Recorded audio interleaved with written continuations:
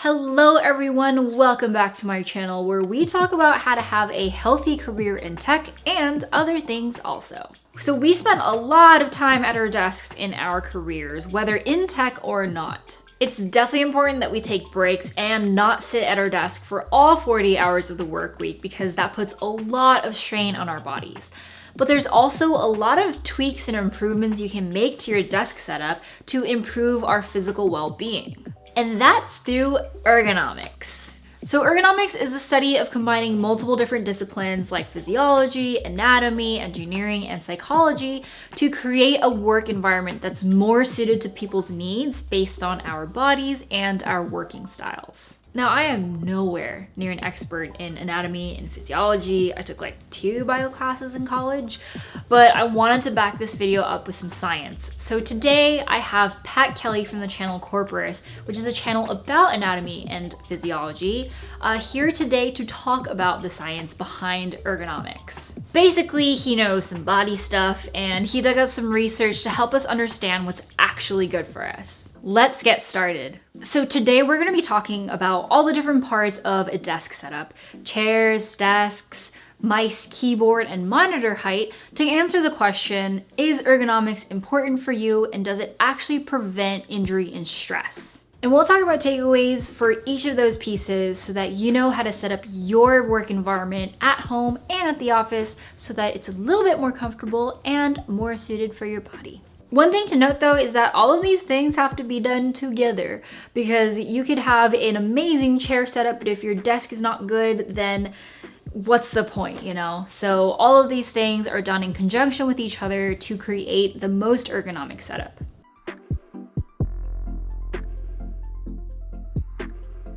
Some of these pieces of advice have no real evidence behind them, but chairs, dude, chairs have a bunch of evidence behind them. And most of the research focuses on maintaining the spine's curve. Low back pain is super common and there are a bunch of things that can cause it. But sitting for a long time and bending forward are 2 of the biggest factors. To understand why though, we need a quick anatomy lesson. Your spine has this S shape. You've probably seen this before. It's super simple. There are bony vertebrae and squishy discs between them. The spinal cord runs through these holes. You have a bunch of ligaments making sure your spine doesn't move too far one way or another, and a bunch of muscles to control movement and keep you in good posture. The more you flatten out your spine, the more those squishy insides of the discs can start shifting backwards, like squishing a jelly donut. A few studies have tried to look at increasing muscle activation around the spine through something like an exercise ball or one of those wobbly stools, hoping that that will keep the spine in a better curvature. But what ends up happening is that people do it for a little bit, they slouch for a while, or they just end up getting a regular chair instead, so it completely defeats the purpose of them. Researchers think that if you keep the curve good in your lower back, then your upper back and your neck might be more inclined to keep good posture too. Research published in the journal Spine in 2010 had healthy participants try out different chair positions and examined their posture. They found that 100 degrees was good enough to improve the resting spinal curve and the neck posture, but 110 degrees was better, and adding a lumbar pillow was even better than that. A separate study in 2013 hooked little electromagnetic sensors up to people and gave them a little lumbar support, like a little pillow for behind their back, and they noticed the same thing.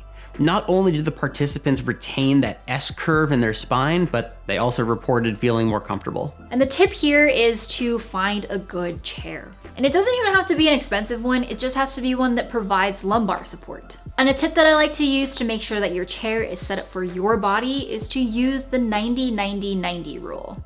You're looking for a 90-degree angle in the knees, a 90-degree angle in the hips, and a 90-degree angle at your elbows. So raise your chair, lower your chair, whatever you gotta do to get those 90 degrees is the optimal position for you to be sitting in a chair.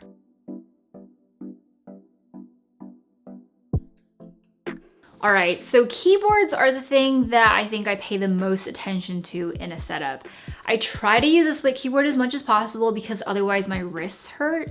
Hey Pat, Is this actually a thing? It's totally a thing with a cool backstory. Back in the 1960s, this dude named Dr. Carl Kromer wanted to find like the best ergonomic setup for a keyboard. So he took this QWERTY keyboard, split it in half, and if there was a way that he could tweak it, he tried it. Obviously the wrist moves in a bunch of different ways, but the first move that seemed to make a difference was a motion called pronation. A flat keyboard puts your wrist at 90 degrees of pronation, and from his experiments, he found that people preferred 40 to 55 degrees of pronation. He also tried something he called a K keyboard, which was angled 30 degrees and had hinges in the middle. These things hung from under the desks and the participants would touch type, like they couldn't see the keyboard. Other experiments in the 80s confirmed the same thing. Split keyboards with some level of inclination were rated more comfortable. But two things can get in the way of that. The first is typing accuracy. If you decide to buy an ergonomic keyboard and find yourself making typing mistakes all of a sudden, you'll probably switch back to the old one. Research has shown that our bodies aren't good at picking up those small tweaks in keyboards immediately. It takes about 4 months to see the effects. So you have to hang in there for a while, otherwise you might not see the point in sticking with the objectively healthier design. The other thing that gets in the way is aesthetics, which I'm sure you saw coming. More people will often choose the aesthetically pleasing version of a keyboard than the ergonomic keyboard. There is actual research that has shown this. And the practical takeaways here are to use a split keyboard. And be sure to use it for at least 4 months, because it takes about that long for you to see the benefits of using a split keyboard. And beware of form over function. I know that ergonomic keyboards are not the slickest in design all the time, but if you do use one, they can prevent some serious wrist damage.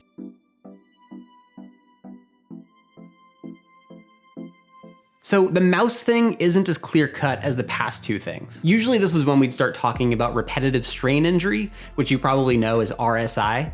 It's this catch-all term for overuse injuries like carpal tunnel.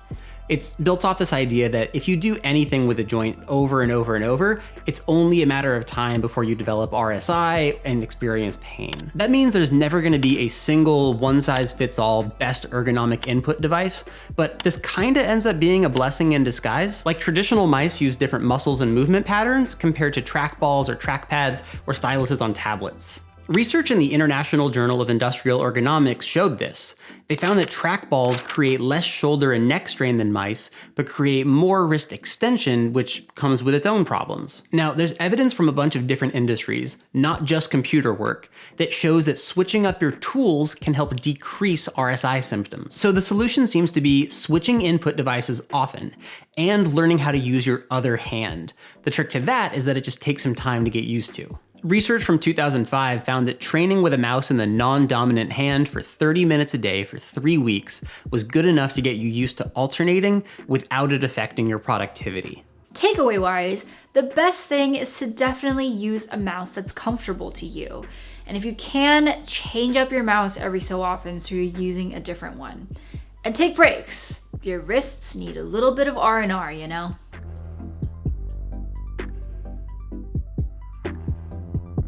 Assuming everything else is dialed in with your 90-90-90 rule, then there is a little bit of wiggle room for the ideal monitor height and monitor depth. Our big goal here is maintaining neck posture. According to a study from 1998, neck muscles were less strained from 0 degrees to 17.5 degrees, and below 35 degrees, it was way more uncomfortable. That's because the human eye has a comfortable range that it can gaze up, down, or side to side. Follow-up research in 1999 reported that most people found it more comfortable to gaze between neutral and negative 26 degrees, as opposed to slightly above neutral and slightly below neutral. If you're using an external monitor on an arm or a stand, then the height is pretty easy to adjust, right? Where it gets trickier is when you only have a laptop. Maybe you're constrained to your couch or kitchen table, but if you're using a laptop, your screen is way lower than 17.5 degrees. So you either end up bending your neck, which is not preferred, or you bring some kind of riser. But even that's troubling because now your wrists aren't in an ergonomic position anymore. I mean, it was a laptop keyboard anyway, so it already wasn't great ergonomics, but you get what I'm trying to say. And the advice that I've heard from ergonomists at companies that I've worked at all support these facts. So try setting your monitor at 0 degrees with your eyes so you're looking straight at the top of your monitor first. See how that feels for a couple hours or a couple days and adjust accordingly depending on how it feels to you. And while you're trying out different monitor heights, take note of your posture and take note of whether you're straining your neck or your shoulders or any other muscles. All of us have different bodies, so there's probably going to be a good monitor height that's different for all of us, because with everything in life and in tech, it depends.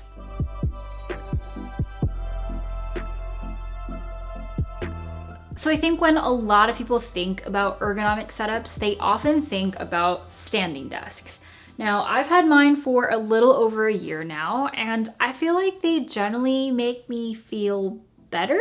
And Pat's got some interesting facts about the relationship between desks and ergonomics. The science behind seated desk height is pretty straightforward.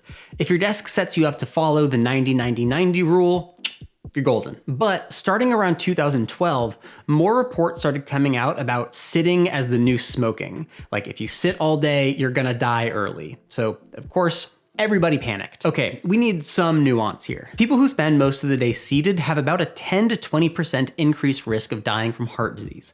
That is a big deal. But people who smoke have about a 200% increased risk of dying from heart disease. So even that statistic needs some more nuance attached to it, but no, sitting is not smoking. Let's keep that in mind. Either way, we do spend a lot of our working hours seated. So standing desks became more popular and the research followed after it. Now, I know a couple people who bought sit-stand desks and never stand at them. They're always in the seated position. So a big question in the research is, how much of a difference do these sit-stand desks actually make? A 2018 study took 24 office workers in New Zealand and swapped half of their seated desks for electric adjustable height desks, basically a motorized sit-stand desk. All 24 of them tracked their activity with pedometers and exercise diaries. And that was it. The research group didn't tell them to move more, they just saw what happened. And as expected, the group that switched to adjustable desks moved around more during the day, got more steps, and reported more activity in their free time. That study didn't measure any metrics of fitness or disease, just activity, which is still important for sure. Other studies have found that workers will sit less if they receive any amount of ergonomics training, which is cool, but it's really just like an example of the Hawthorne effect in action. That 2018 New Zealand study was clearly for the people who were asking, will I be more active if I buy this standing desk? And while it's a small sample size and it's early days research, the answer seems to be yes, although everybody's different. So basically, a desk isn't necessarily important or prevent injury or stress ergonomically speaking, but it is better for you health-wise because it keeps you moving. So now that we've been through all the different parts, is ergonomics actually important?